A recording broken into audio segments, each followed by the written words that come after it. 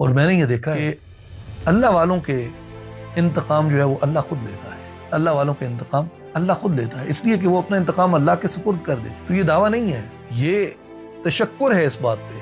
یہ عادت بنا لیجئے. جتنے بھی لوگ سن رہے ہیں میں سب کو یہ عرض کروں گا کہ آپ کسی سے اپنا بدلہ نہ لیں.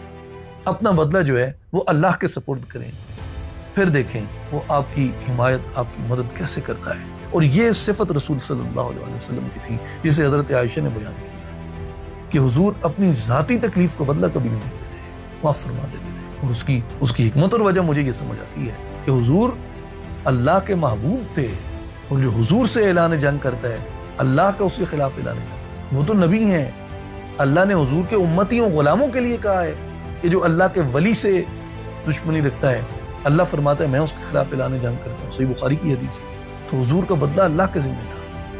ان کافروں کو، ان لوگوں کو، ان ظالموں کو اللہ نے کیسا رسوا کیا جو حضور صلی اللہ علیہ وسلم کے دشمن تھے. مگر جب بات آئی اللہ کی حرمتوں میں سے کسی چیز کی خلاف ورزی کی، یعنی شریعت کے احکام کی، اللہ کے امر اور نہیں، یعنی جس چیز کے کرنے کا حکم کیا اور جس چیز کے نہ کرنے کا حکم کیا، یہاں حضور صلی اللہ علیہ وسلم آپ انتقام لیتے تھے. مگر یہ انتقام جو ہے اپنے لیے نہیں لیتے تھے، یہ اللہ کا انتقام